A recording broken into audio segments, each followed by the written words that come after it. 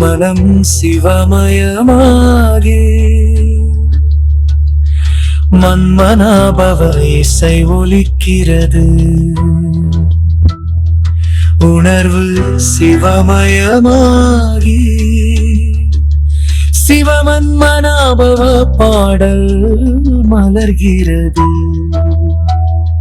சுவாசங்களில் ஒலிக்கும் மன்மனாபவ, உயிர்களில் வாழும் சிவமன்மனாபவ.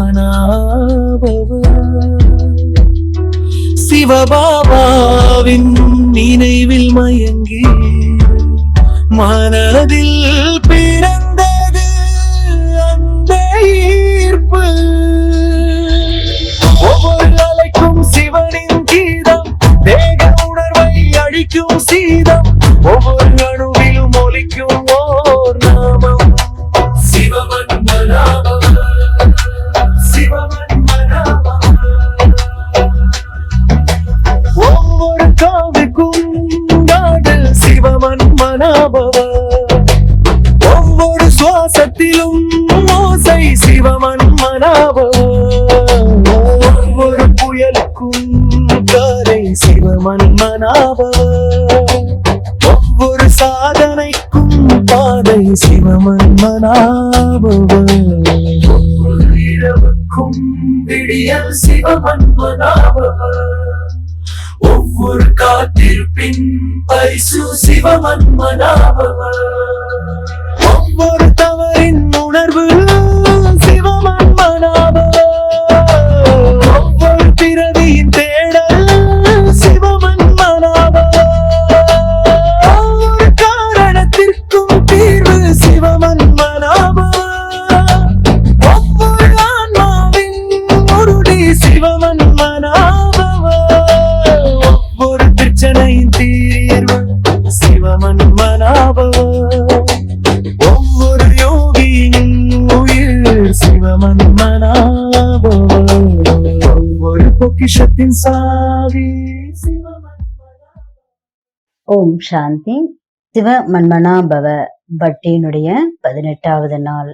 இன்னைக்கு நம்ம பார்க்கிறோம், ஒரு பெரிய மனசுடைய செயலை செய்து அதை ஆச்சரியப்படுத்தக்கூடிய அளவுக்கு பார்க்கிறது. ஒருத்தர் அதுக்கு பழக்கம் இல்லாம அதுவே மிக உயர்ந்த மகிழ்ச்சி. ஒரு பெரிய மனதுடைய செயலை செய்யாமல் இருப்பது, அது ஒருபோதும் தெரியாம போனாலும் அது நமக்கு செலவானாலும் கூட வாழ்க்கை ஒரு முறை பரவசம் தானாகவே எரியுது. நாம ஒரு நல்ல செயலை, ஒரு கருணையான செயலை, எதிர்பாராத விதமாக செய்யக்கூடிய செயலை அது நம்மை ஆச்சரியப்படுத்தி விடுது. அந்த எதிர்பாராமல் செய்யக்கூடிய செயல் நமக்கு மகிழ்ச்சியை தரக்கூடியதாக இருக்கு. நாம ஒரு நல்ல செயலை, ஒரு உயர்ந்த செயலை செய்யாமல் தவிர்க்கும் போது அது கடினமாக இருந்தாலும் அல்லது செலவாக இருந்தாலும் உண்மையிலேயே நாம் மகிழ்ச்சியை மறுக்கிறோம். நம்ம ஊக்கம் அளிக்கக்கூடிய ஏதாவது ஒரு செயலை செய்யும் பொழுது, நாம் ஒரு உயர்ந்த செயலை செய்யும் பொழுது அது தானாகவே நமக்கு மகிழ்ச்சியை தருது. நம்ம எந்த ஒரு சுயநலமற்ற செயலையும் செய்யாமல் இருந்தா உண்மையிலேயே நம்ம அந்த தூய்மையான மகிழ்ச்சி நமக்கு கிடைக்காதுன்னு தான் சொல்ல முடியும். ஒவ்வொரு நாளும் உயர்ந்த செயல்களை செய்ய யார் நம்மள ஊக்குவிச்சிட்டு இருக்காங்க? அது நமக்கு முரளி தான், முரளியினுடைய படிப்பு தான். இந்த ஞானம் தினமும் நம்ம படிக்கும் பொழுது ஞானத்தின் மூலமாக, முரளியின் மூலமாக புதிய ஊக்கம், உற்சாகம், புதிய அறிவு, புதிய புரிதல்கள், புதிய நம்பிக்கை மற்றும் புதிய விஷயங்கள் எல்லாத்தையுமே நம்ம அடையிறோம். புதுமை இல்லாமல் மற்றும் உயர்வு இல்லாத வாழ்க்கை சலிப்பினுடைய ஒரு கதையாக மாறுது. எந்த ஒரு புதுமையுமே இல்லாம அதே பழக்கமா வேலைகளை, பழக்க வழக்கத்தினுடைய வேலைகளை திரும்ப திரும்ப நம்ம செய்கிறது, அது ஒரு முறை. எழுதுறது, தியானம் செய்வது, நம்ம முன்னால போகிறது, சாப்பிடுறது, அதே வேலைதான், அதே நடைமுறை தான். அப்போ எந்த ஒரு வித்தியாசமும் அதுல கிடையாது. எந்த உயிர் செயலுமே கிடையாது. புதுசா நம்ம எதுவுமே பண்றது கிடையாது. என்ன செய்யறோமோ அதை ரிப்பீட் பண்ணிட்டே நம்ம செஞ்சுட்டு இருக்கோம். அதனால என்ன ஆகுது? நம்முடைய வாழ்க்கை ஒரு சலிப்பினுடைய பேட்டரியா மாறிடுது. மெதுவாக நம்ம சோம்பேறித்தனமான நிலையில நுழைஞ்சு போறோம். அங்க மனசோர்வு கிடையாது, ஆனா குறைந்த மனநிலை இருக்கு. எப்போதுமே மனநிலை குறைவா இருக்கு. புதுசா எதையுமே செய்யறதுக்கு மனசுக்கு ஊக்கம் இல்லை. சும்மா நம்ம ஃபாலோ பண்றோம், அதை செய்யணும், ஆனா அதை செய்யறோம். நீங்க கார்ப்பரேட் உலகத்துக்கு போனீங்கன்னா அங்க என்ன பாக்குறீங்க? நிறைய கூட்டங்கள் இருக்கும். கூட்டம் கூட்டம் கூட்டம் தான். முதல் கூட்டம் காலையில 9 மணிக்கு தொடங்குது. கூட்டத்தினுடைய நோக்கம் இன்னைக்கு நாம என்ன செய்யணும்ன்றதுதான். முழு நாளும் கூட்டம் நடந்துட்டே இருக்கும். கடைசி வரையும் அந்த கூட்டம் இருந்துட்டே இருக்கும். இன்னைக்கு நைட் 9 மணி வரைக்கும் நம்ம என்ன செய்யணும், அதை நினைச்சதை செய்ய முடியல. இப்ப நீங்க என்ன செய்வீங்க? அப்ப எப்ப அந்த விஷயங்களை செய்வீங்க? முழு நாளும் கூட்டங்கள்லயே நம்ம இருந்திருக்கோம். கூட்டம் கூடிட்டே இருக்கும். ஒரு கூட்டம் இன்னொரு கூட்டத்தை ஃபாலோ பண்ணக்கூடியதாக இருக்கு. 2வது கூட்டம் 3வது கூட்டத்தை ஃபாலோ பண்ணக்கூடியதாக இருக்கு. அப்ப இந்த மாதிரி கூட்டங்கள் தொடர்ந்து நடந்துட்டு தான் இருக்குதோ தவிர மக்கள் வீடியோவா ஆஃப் செய்து வேற ஏதாவது செய்யறாங்க. காய்கறி நறுக்கிறது, இல்லைன்னா டாய்லெட் கிளீன் பண்றது, டாய்லெட்ல இருக்கிறது. இது கோவிட் காலத்துல இருந்து மக்கள் கத்துக்கிட்டது. வீட்டுல இருந்து வேலை இல்லையா? அப்போ என்ன பண்றாங்க? வீட்டுல இருந்து ஒர்க் ஃப்ரம் ஹோம், வீட்டுல இருந்தே எல்லாமே செய்யறாங்க. அவங்க இணையத்துல புதிய வைரஸை தேடுறாங்க. புதிய கோவிட் வகை இருக்கு. அதனால வாழ்க்கை மிகவும் சலிப்பாக மாறுது. எந்த புதுமையும் கிடையாது. ஒரு கூட்டம் இன்னொரு கூட்டத்தை ஃபாலோ பண்ணக்கூடியதாக இருக்கு. ஏமாற்றங்கள். அடுத்தது நிறுவன ஊழியர்களுக்கான மனசோர்வு இது ஏற்படுது. நிறைய செமினார் எல்லாம் ஏற்பாடு பண்றாங்க. குறிப்பாக விடுமுறை நாட்கள்ல ஊழியர்கள் ரொம்ப மனசோர்வா இருக்காங்க. ஏன்னா அவங்களுக்கு விடுமுறை வழங்குறது கிடையாது. அதுவே அடிப்படை காரணம். அந்த நாள்ல அவங்க மனசோர்வினுடைய எதிர்ப்புக்கு செமினார் நடத்துறாங்க. இப்போ இந்த செமினார் நடத்தினா அந்த மனசோர்வை அவங்கள விட்டு போகும்னு நினைக்கிறாங்க. அப்ப பாருங்க, இந்த குழு கட்டமைப்பு செயல்பாடுகள் தோட்டத்துக்கு சென்று குழுவை 2 பகுதிகளாக பிரிச்சு பின்னால ஏதோ செய்வாங்க. அதனால வாழ்க்கை வழக்கமாக பழக்கமானதாக மாறுது. எந்த விதமான மாற்றமும் எந்த விதமான புதுமையும் வாழ்க்கையில கிடையாது. மிக முக்கியமானது என்ன, நாம என்ன ஒரு ரூல்ஸ் இருக்கோ, வெளி உலகத்துல எந்த ஒரு பாண்டேஜ் இருக்கோ அதை நம்ம உடைக்கணும். மறுபடியும் நல்ல ஒரு அமைப்பை நம்ம தொடங்கணும். நம்முடைய மனசு எதெல்லாம் மாற்றிட்டு இருக்கோ அதுல இருந்து மனசை விடுதலையாக்கணும். ஒரு புதிய நடைமுறையை உருவாக்கணும். நீங்க அமிர்த வேலையில பார்த்தாலும் சரி, நீங்க செய்யக்கூடிய சில நேரங்கள் முழுமையாக உங்களையே நீங்க மாத்துங்க. ஒரு படத்தை பாருங்க, அதனுடைய விரிவாக்க முயற்சி நீங்க பண்ணுங்க. இல்ல நீங்க அமைதியான இடத்துல உட்கார்ந்து இருக்கும் போது மக்களுடைய படத்தை எடுத்து அதை நீங்க அதிகப்படுத்திக்கிறதுக்காக முயற்சி பண்ணுங்க. அதுக்குள்ள ஒரு முன்னேற்றத்தை கொண்டு வரதுக்கு முயற்சி பண்ணுங்க.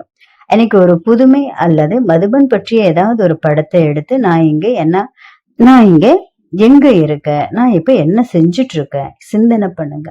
இது பிரம்மகுமாரிகளுடைய தலைமையகம். பிரம்மா பாபா தனது வாழ்க்கையின் பெரும்பாலான நேரத்தை கழித்த இடமாக இருக்கு. அதனால புதிய சிந்தனைகள் வரும் இங்க. ஏன்னா நம்ம அந்த படத்தை பத்தி சிந்தனை பண்றோம். சில புதுமை, அடுத்தது தியானம், இது எல்லாமே அந்த படத்தின் மூலமாக நம்ம கத்துக்கிறோம். அந்த படம், பிரம்ம பாபாவுடைய படம், இந்த இடம் நமக்கு தியானம் செய்யறதுக்கு ஒரு முக்கியமான ஒரு ஆதாரமாக இருக்கு.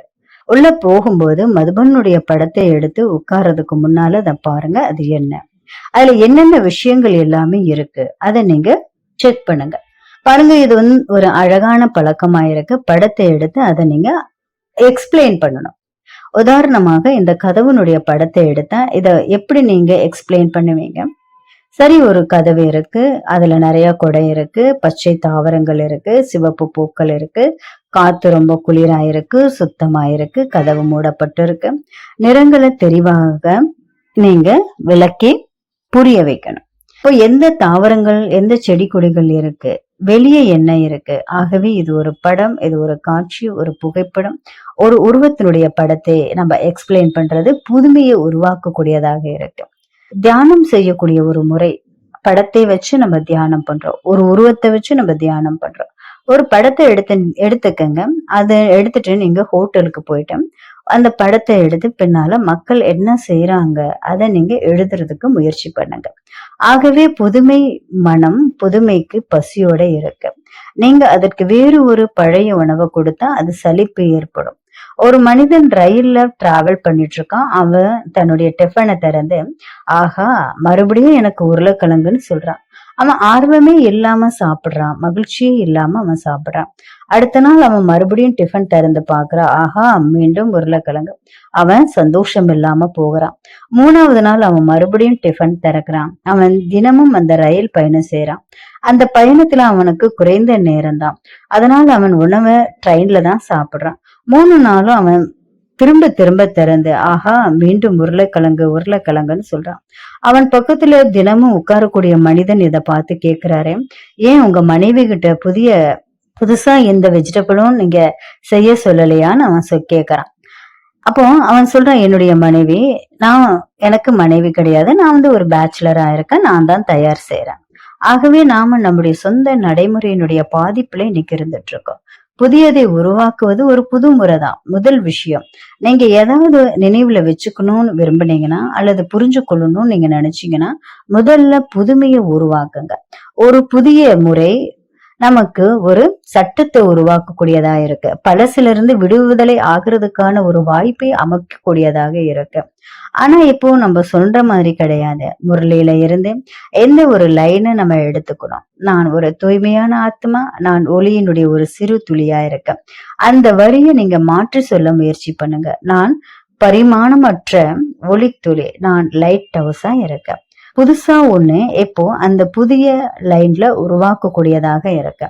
அதை நம்ம பல முறை நினைவுபடுத்தணும். 5 முறை 10 முறை இதை நம்ம சிந்தனை செஞ்சுட்டே இருக்கணும். அந்த சிந்தனை நம்முடைய சம்ஸ்காரமாக மாறும். அப்பதான் நாம என்ன பண்ண முடியும், பழைய விஷயங்கள்ல இருந்து நாம விடுதலை ஆக்க முடியும். ஒரு புதிய சிந்தனை நமக்குள்ள கொண்டு வரணும். நான் என்னை முழுமையாக கட்டுப்படுத்துறேன். நான் என் உணர்வுகளை கட்டுப்படுத்தக்கூடியவன். நான் எஜமானன். நான் என்னுடைய கப்பலுடைய கேப்டன். நான் தான் என்னுடைய வாழ்க்கையினுடைய எஜமானனா இருக்கேன். ஒரு எளிய சிந்தனை இருக்கணும். நான் என்னுடைய கப்பலினுடைய கேப்டன். நான் தான் பாஸா இருக்கேன். நான் சக்தி நிறைந்தவனா இருக்கேன். நான் பசி, தாகம் மற்றும் சுவைக்கு அப்பாற்பட்டவனாக இருக்கேன். தண்ணி குடிக்கும் போது கூட ஒரு சக்தி வாய்ந்த லைனை உருவாக்குங்க.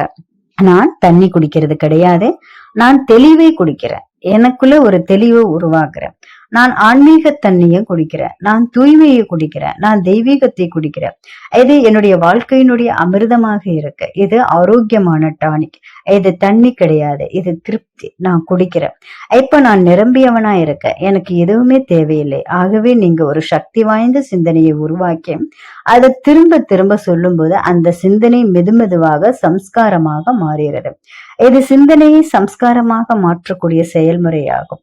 2வது, இப்போ அதை கற்பனை பண்ணுங்க. நீங்க தண்ணி குடிச்சா அதனுடைய விழிப்புணர்வோடு நீங்க குடிக்கணும். அது ஒரு செயலாக இருக்கணும். நான் குடிக்கிறேன், தண்ணீரினுடைய துளிகள் என்னுடைய உடலுக்குள்ள போகுது மற்றும் அனைத்து உடல்ல இருக்கக்கூடிய அனைத்து செல்களும் ஆரோக்கியமாக மாறுது. கல்லீரல் ஆரோக்கியமாகுது, இதயம் ஆரோக்கியமாகுது. ஆரோக்கியமான சிந்தனைகள், ஆரோக்கியமான வார்த்தைகள், ஆரோக்கியமான செயல்கள், ஆரோக்கியமான அணுகுமுறை, ஆரோக்கியமான பார்வை, ஆரோக்கியமான மனநிலை, ஆரோக்கியமான கனவுகள், இது எனக்கு ஆரோக்கியத்தை தரக்கூடியதாக இருக்கு. இது தண்ணி கிடையாது, இது மருந்து. இது தண்ணி கிடையாது, இது ஊட்டச்சத்து. இது தண்ணி கிடையாது, இது அமிர்தம். அனைத்தும் ஒழுங்குபடுத்தப்படுகிறது. முழு அமைப்பும் மீண்டும் தொடங்கப்படுகிறது. முழுமையான வடிவமைப்பாக உள்ளது. நமது மனதில் உள்ள அனைத்து வைரஸ்களும் செயலிழக்கிறது. மருத்துவ துறையில சொல்லக்கூடிய வைரஸ்களை தவிர நூற்றுக்கணக்கான வைரஸ் நம்முடைய உடல்ல இருக்கு. ஒன்று பைத்தியக்கார வைரஸ். அது ஒருத்தருடைய காதுல விழும்போது செயல்படுது. அதாவது அந்த பைத்தியக்கார வைரஸ்னா யாராவது இப்போ லவ் பண்றாங்கன்னு வைங்க, அப்ப என்ன ஆகும், அது ஒரு வைரஸாக மாறுது. ஒரு ஆண் ஒரு பெண்ணை காதலிக்கும் போது பைத்தியக்காரத்தனமான வைரஸ் செயல்படுது. படிக்கிறதுக்கு பதிலாக அவன் மாடியில நிலாவை பார்த்துட்டு இருக்கான். ஏன்னா அவன் ஒரு செய்திய அவனுக்கு கிடைக்குது. நான் நிலாவை பாக்குறேன், நீயும் பாரு. அப்போ நம்முடைய பார்வை ஒன்னாகும். இது பைத்தியக்கார வைரஸ்ன்னு தான் சொல்றாங்க. இந்த வைரஸை செயல் இழக்க வைக்கிறதுக்காக நீங்க ஆன்டி வைரஸை போடணும். ஆகவே கற்பனை ஒரு அழகான நுட்பம் தான். கற்பனை செய்யறீங்க, நீங்க கற்பனை செய்யறனால அது நடக்க ஆரம்பிக்குது. உதாரணமாக இன்னைக்கு முரளியில நான் ஆத்மா, சிவபாபா என்னுடைய அப்பா, அவர் என்னுடைய ஆசிரியர் சத்குரு. நான் இதை கற்பனை செய்யறேன். அவர் டீச்சரா இருக்காரு. இப்போ ஒரு ஸ்கூல் இருக்கு, அவர் நமக்கு பாடம் கற்றுக் கொடுக்கிறாரு. நான் இப்போ உட்கார்ந்துட்டு இருக்கேன். அவர் எனக்கு புது விஷயங்களை கற்றுக் கொடுக்கிறாரு. அவர் ஒரு குரு, ஒரு ஆசிரமம் இருக்கு. அவர் உட்கார்ந்துட்டு இருக்காரு. நம்ம எல்லாருமே சீடர்களா இருக்கோம். அவர் என்னுடைய அப்பா, நான் அவர் கூட போயிட்டு இருக்கேன். அவர் எங்களை பிக்னிக்கு கூட்டிட்டு போறாரு. ஆகவே நம்ம அந்த லைனை ஒரு காட்சியாக நம்ம மாற்றக்கூடியவங்களாக மாறணும். காட்சி ஆழமா போகுது, ஆனா இதற்கு பயிற்சி தேவைப்படுது. பயிற்சி இல்லாம கற்பனை நிகழாது. கற்பனை சிறந்த பயிற்சி, கற்பனைக்கு சிறந்த பயிற்சி எழுதக்கூடியதுதான். இப்போ நீங்க எதை வேணாலும் விரிவுபடுத்துங்க, எதை வேணாலும் நீங்க சிந்தனை பண்ண பாருங்க. இப்போ லக்கி லேக் ஏரியினுடைய படத்தை நீங்க எடுத்துக்கோங்க. நீங்க அந்த படத்துல என்ன பாக்குறீங்கன்றத கொஞ்சம் சிந்தனை பண்ணுங்க. இல்ல மலையினுடைய படத்தை எடுத்துக்கோங்க. சூரியன் உதயமாகுது, மலைகள் எல்லாமே இருக்கு. ரெண்டு மலை ஒன்றோடு ஒண்ணு பேசிட்டு இருக்குது. மேகங்கள் இருக்கு, பறவைகள் சத்தம் போடுது, பறக்குது. பயங்கரமான ஒரு மலை நமக்கு முன்னால இருக்கு. அப்புறமா மணல் இருக்கு, காஞ்ச மணல் இருக்கு, மண் இருக்கு, சுற்றிலும் எங்க பார்த்தாலும் பசுமை இருக்கு, அழகான கிராமங்கள் இருக்கு, சில மக்கள் நடந்துட்டு இருக்காங்க. அவங்களும் ஒவ்வொருத்தருடைய வழியில பாதையில போயிட்டு இருக்காங்க. ஆகவே நான் இந்த விஷயங்களை என்ன பண்றேன், விரிவாக்கப்படுத்த முயற்சி பண்றேன். சில வாகனங்கள் நிறுத்தி வைக்கப்பட்டிருக்குது. ரோடு ரொம்ப சின்ன ரோடா இருந்துட்டு இருக்கு. பாருங்க, பட்டாம்பூச்சிகள் இருக்கு, நிறைய பாட்டு பாடிட்டு இருக்கு. ஆகவே நான் இது எல்லாத்தையுமே என்ன பண்றேன், சிந்தனை செஞ்சு பாக்குறேன். நான் எனக்குள்ள நல்ல ஒரு கற்பனையை உருவாக்குறதுக்காக முயற்சி பண்றேன். நம்ம என்ன பண்ணணும், ஒவ்வொருத்தருமே ஒரு கற்பனையை நமக்குள்ள நம்ம வளர்த்துக்கணும். கற்பனை முரளியினுடைய நினைவுல நம்ம வச்சுக்கும் போதுதான் அது மிகவும் ஆழமானதாக இருக்கும். அந்த ஆழமான விஷயங்களை நம்ம காட்சியாக மாத்துவோம். இணைப்பு முறை, நாம் புதியதை பழசோட இணைக்காம, அறியாத விஷயங்களை, தெரியாத விஷயங்களை தெரிஞ்சதோட இணைக்காம, நாம எதையுமே நம்முடைய மனசுல ஞாபகத்துல வச்சுக்க முடியாது. நம்ம விஷயங்களை இணைக்கணும். ஒரு வார்த்தையை நம்ம தெரிஞ்சா, புது வார்த்தையை நம்ம கண்டுபிடிச்சா, உதாரணமாக கவிதையில நம்ம கேக்குறது மேக்னிமஸ், அதுக்கு ஒரு பெரிய மனம் என சொல்லுவாங்க. பெரிய மனம் என்ற வார்த்தை தெரியும், ஆனா தெரியாது. ஆகவே இந்த பெரிய மனம் எதுல நான் நினைக்கிறேன், இப்போ நினைவுல இருக்கும் பொழுது இந்த இணைப்புன்னு சொல்றாங்க. அறியாததை அறிந்ததுடன் இணைக்க வேண்டும், புதியதை பழையதோடு இணைக்க வேண்டும். நினைவாற்றல் நமக்கு சக்தியை கொடுக்கக்கூடியதாக இருக்கு. இது மற்றொரு கதை முறையா இருக்கு. முழு முரளியையும் நம்ம என்ன பண்ணணும், ஒரு கதையாக நம்ம மாத்தலாம். ஒரு ஆத்மா இருக்கு, அது சுத்திட்டு வருது. இப்போ அந்த ஆத்மா தன்னுடைய தந்தையை சந்திக்கிறது. அப்ப அந்த அப்பா அந்த ஆத்மாவை ஒரு குரு கிட்ட அறிமுகப்படுத்துறாரு. பின்னர் டீச்சர், அப்புறமா மற்றது எல்லாமே. ஆத்மா முன்னால போயிட்டு இருக்கு, பின்னால நான் தூய்மையாகணும், புது உலகத்தினுடைய அரசனாக நான் ராஜாவாக மாறணும்னு முடிவு செய்யுது. அதனாலதான் அது தவம் செய்யக்கூடியதாக இருக்கு. பின்னால மெதுவாக ஆத்மா தூய்மையாகுது. இப்ப அது சொர்க்கத்துல நுழையுது. ஆகவே இது நான் உருவாக்கிய கற்பனை கதை. முழு முரளியிலிருந்து ஒரு கதையை உங்களுக்கு உருவாக்கி கொடுத்திருக்கேன். கதைய மனசுல நம்ம மறுபடியும் கொண்டு வந்தா அது நிரந்தரமாக மாறுது. ஆகவே இந்த முறையில நீங்க சாரம், கேள்வி பதில், ஆசீர்வாதம், ஸ்லோகன், வரதானம், ஸ்லோகன், இது எல்லாத்தையுமே நீங்க ஞாபகத்துக்குள்ள வச்சுக்கலாம். சில விஷயங்களை நினைவுல வச்சாலும் நல்லதுதான். முழு வரதானத்தை முதல்ல நீங்க பிரிக்கணும், பின்னால முக்கியமான வார்த்தைகளை வைக்கணும். அதுக்கப்புறமா நீங்க என்ன பண்ணுங்க, ஒரு அழகான ஒரு படமாக நீங்க மாத்துங்க. ஒரு கதையை நீங்க உருவாக்குங்க. அத மனசுல திரும்ப சிந்தனை செஞ்சு பாருங்க. அது எப்போதுமே நிரந்தரமாக இருக்கும். ஆகவே இது கதையினுடைய முறையா இருக்கு. கடைசியா நீங்க தெரிஞ்சிருக்கக்கூடிய முறை நம்ம நல்லா பார்க்கணும். அதாவது இடமுறை வளமுறைன்னு நம்ம சொல்லலாம். இப்போ நமக்கு ஞாபகத்துல கொண்டு வரணும், ஒரு அரண்மனை இருக்கு. அந்த அரண்மனையினுடைய ஆதாரத்துல நீங்களே ஒரு இடத்தை உருவாக்குங்க. இடம் ஃபர்ஸ்ட் சாந்தி ஸ்தம்பம், 2வது இஸ்ட்ரியான், 3வது பாபாவுடைய ரூம், 4வது பாபாவுடைய குடில், 5வது பாபாவுடைய முற்றம், 6வது ரிசப்ஷன், 7வது ஓம் சாந்தி பவன், 8வது பாபா ரூம், 9வது லைப்ரரி, 10வது மெடிடேஷன் ஹால். எப்படி நீங்க 10 புள்ளிங்களை, 10 பாயிண்ட்ஸ், 10 இடங்களை உங்களுடைய ஞாபகத்துல வச்சுக்கணும். அன்பு இதுதான், அன்பு அதுதான். ஒவ்வொரு புள்ளியையும் ஒவ்வொரு இடத்துல நீங்க வைக்கணும். இதுதான் முதல் முறை. நீங்க நினைவுல வச்சுட்டீங்கன்னா இந்த புது இடங்களை உருவாக்கலாம். இதுக்கு முன்னால நாங்க 100 இடங்களை உருவாக்கணும். அதை மறுபடியும் இப்போ பயிற்சி பண்ணுங்க. அதுக்கான ஹேங்கர்ஸ் அதை வந்து யார் வந்து சொல்லியிருக்காங்க, தயார் பண்ணியிருக்காங்க, அவங்கள நீங்க உருவாக்குங்க. 1வது மேகம், 2வது வானவில், மூணாவது நிலம், 4வது ஏரோப்ளேன், 5வது நிலா, 6வது நட்சத்திரம், 7வது மலை, 8வது பறவை, 9வது இடிமுழக்கம், 10வது மலை. இப்படி நிறைய ஹேங்கர்ஸ் வந்து நம்ம தயார் பண்ணணும், நிறைய இடத்த நம்ம தயார் பண்ணணும். இப்போ எண்ணங்கள் அந்த கவுண்ட்ஸ் மட்டும் நம்மளுடைய ஞாபகத்துல வச்சுக்கணும். 1ஆம் நம்பர் அப்படின்னு சொல்லும்போது உடனே நமக்கு மேகம் ஞாபகம் வரணும். 9வது நம்பர் அப்படின்னா இடிமுழக்கம் ஞாபகம் வரணும். 7ஆம் நம்பர்னா மழை ஞாபகம் வரணும். இப்ப இந்த மாதிரி இதை வச்சு நீங்க என்ன பண்ணுங்க, ஒரு கதையை உருவாக்குங்க. இது மூளைக்கான ஒரு பயிற்சியாக இருந்துட்டு இருக்கு. அடுத்தது மத்திய பிரதேசத்துல ஒரு ஸ்கூல்ல ஸ்டூடெண்ட்டுங்க என்ன பண்ணுவாங்கன்னா 2 கையில எழுதுறாங்க. அது 2 கையில 2 மொழியில எழுதுறாங்க. ஃபர்ஸ்ட் மாசம் ஒரு கையில எழுதுவாங்க, அடுத்த மாசம் 2வது கையால எழுதுவாங்க. இப்படி 2 கையினால எழுதும் போது அந்த மூளை என்ன பண்ணுதுன்னா, மனிதனுடைய மூளை செயல்படக்கூடியதாக இருக்கு. அந்த வீடியோவை நீங்க இப்ப பார்க்கலாம். இந்த நேரத்துல அந்த வீடியோவை காமிக்கிறாங்க. பெயர் பினாவடினி பள்ளி, சிங்க்ரோலி, மத்திய பிரதேசம். மாணவர்கள் 2 கையிலயுமே எழுதுறாங்க. 3 மணி நேரம் நடக்கக்கூடிய எக்ஸாம் 1 மணிலேயே முடிச்சிடுறாங்க. 1 ஹவர்க்குள்ள அந்த டெஸ்ட்டை முடிச்சிடுறாங்க. முதல்ல உற்சாகம் இல்லாத, அதாவது ஆதிக்கமே இல்லாத கையால சின்ன செயல்களை நம்ம செய்யணும். பின்னால நம்ம எழுதணும். அடுத்தது 2 கையினாலையும் நம்ம எழுதணும். இதனால நம்முடைய புத்திசாலித்தனம் அதிகமாக இருக்கு. இந்த புதிய முறைகளை நாம் அனைவருமே முயற்சி செய்ய வேண்டும். அப்ப எப்ப வந்து நம்மளுடைய மூளைக்கு நம்ம ஏதாவது ஒரு வேலை கொடுத்துட்டு இருக்கோம், கர்ம இந்திரியத்துக்கு ஏதாவது ஒரு வேலை கொடுக்குறோம், அப்பதான் நம்முடைய மூளை சுறுசுறுப்பா இருக்கும். மூளை சுறுசுறுப்பா இருக்கும்போது நாம் ஆரோக்கியமானவர்களாக மாறலாம். ஓம் சாந்தி.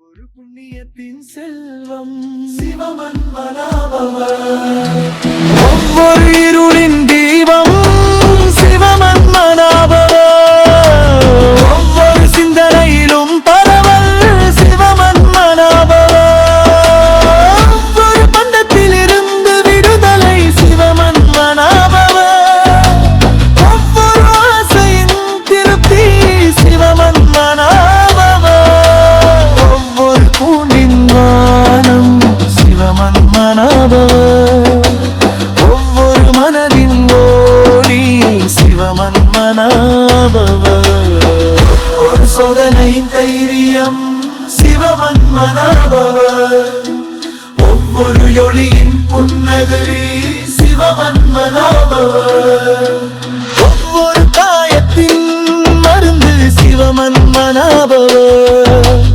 ஒவ்வொரு குற்றத்திற்கும் கருணை சிவமன்மனாபவ, ஒவ்வொரு பாகத்தின் வைராக்கியம் சிவமன்மனாபவ, ஒவ்வொரு யோகத்தின் தீரி சிவமன்மனாபவ, ஒவ்வொரு கண்ணீரின் புன்னகை சிவமன்மனாபவ, ஒவ்வொரு உள்ளத்தின் பாடல் சிவமன்மனாபவ, ஒவ்வொரு கண்ணீரின் புன்னகை சிவமன்மனாபவ, ஒவ்வொரு அடியிலும் நிச்சயம் சிவமன்மனாபவ, ஒவ்வொரு கண்ணீரின் பொன்மதி சிவமன்மனாபவ, ஒவ்வொரு அலைக்கும் சிவனின் கீதம் வேக உணர்வை அழிக்கும் சீதை, ஒவ்வொரு அணுவிலும் ஒலிக்கும் ஓர் நாமம்